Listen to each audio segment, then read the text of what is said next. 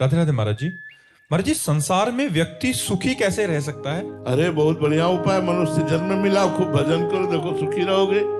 हम बड़े सुखी हैं बच्चा, हमसे बड़ा सुखी कोई नहीं है। और आपका तो रोज डायलिसिस होता है। ये कोई दुख है? अरे मन सुख में लगा हो, शरीर का डायलिसिस होता हो तो क्या फर्क पड़ता है? और मन दुख में लगा, ये दुखालयम अशाश्वतम, संसार दुखमय है। संसार में मन लगा हुआ है और आप शरीर से स्वस्थ हैं, लेकिन हृदय जल रहा है। एसी में बैठे भी जल रहे हो हृदय से। ईर्ष्या, द्वेष, राग, काम, क्रोध, भय, चिंता, शोक, मोह, यहाँ कुछ चिंता नहीं। चाह गई, चिंता गई, मनुआ बेपरवाह, और जिनको कछु न चाहिए वो साहन के साह।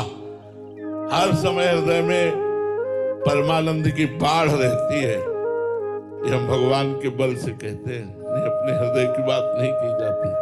जैसे किसी नवीन लड़के को उसके मनोयोग मित्र मिल जाए तो कैसा फूला घूमेगा, उससे करोड़ों गुना हमारे हृदय में आनंद की उफान आती रहती है।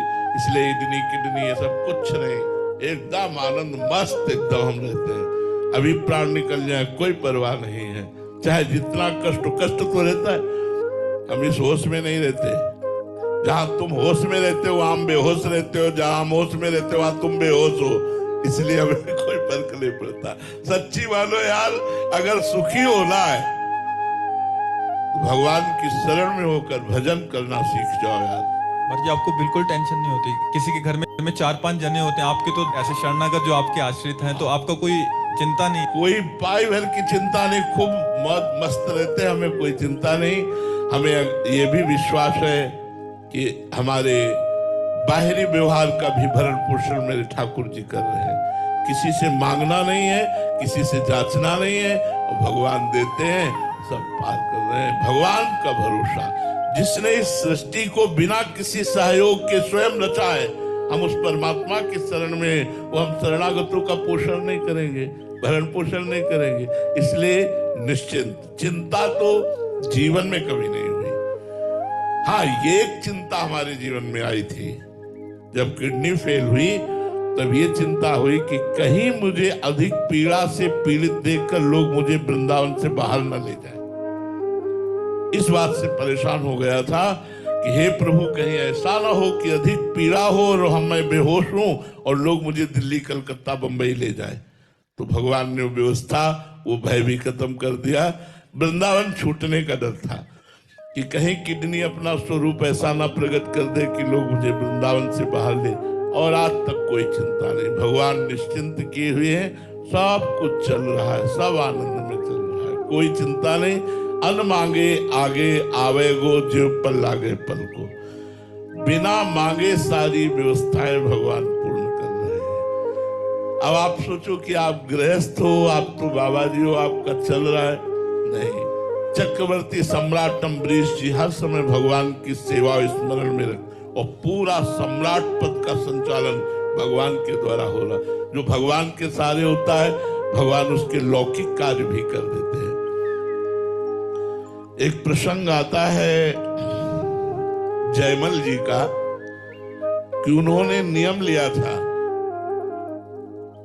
10 घड़ी 4 घंटे का नियम लिया था कि जब हम ठाकुर सेवा में जाएंगे, अगर उस समय कोई हमारे ठाकुर सेवा में आकर हमसे बात करेगा तो उसकी गर्दन उड़ा दी जाएगी। मतलब इतना एकांत ठाकुर सेवा हो कि कोई हमें विक्षेप न पहुंचावे।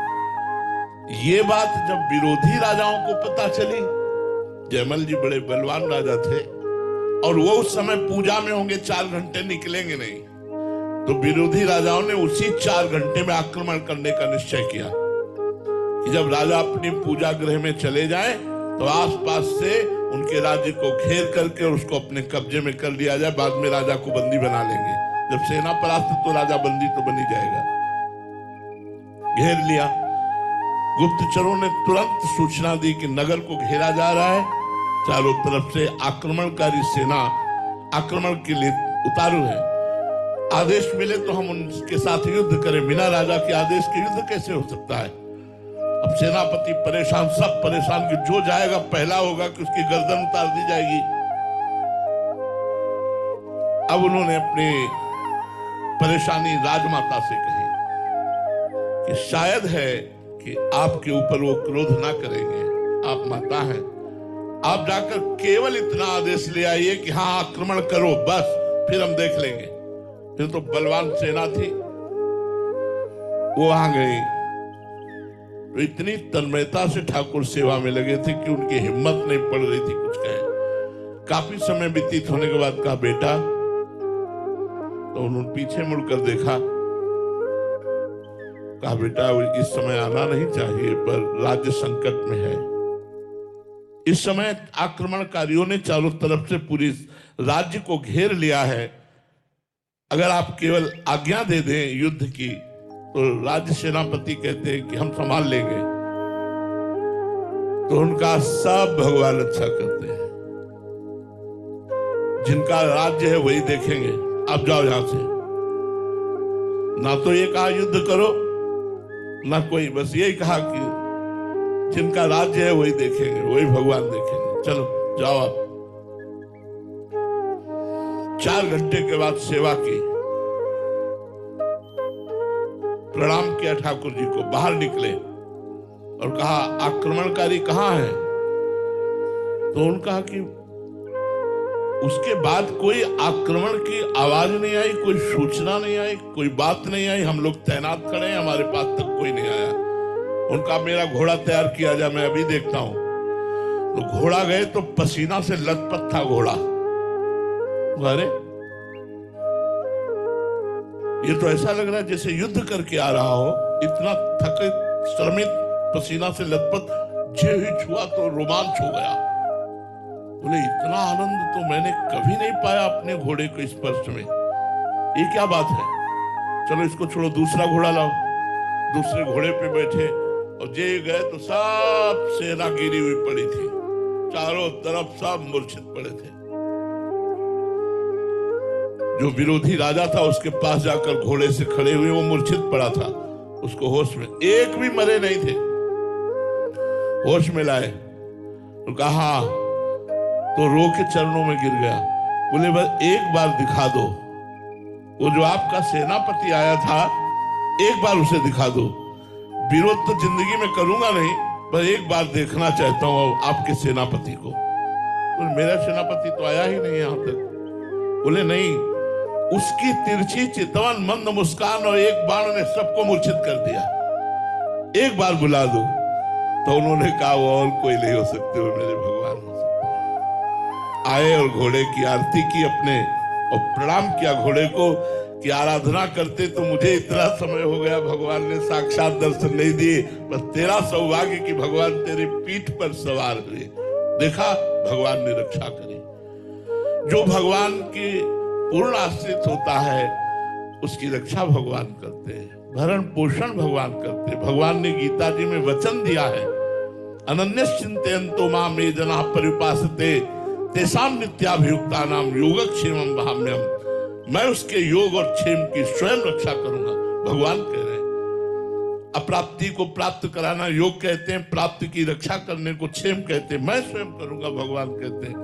तो मुझे लगता है यार अनेकों जीवन व्यतीत हो गए, अगर एक जीवन हम भगवान को देकर भजन करते हुए सत मार्ग से अपने कर्तव्य का पालन करें तो हमारा कल्याण हो जाए, हम सुखी हो जाएं, बड़े आनंद में, बड़े मौज में जीने के लिए। देखो यहाँ किसी को किसी भी तरह की कोई फीस देनी पड़ी हो तो आप हमें बताओ, किसी ने लिया है कोई फीस किसी से, टोकन या किसी भी तरह की कोई फीस?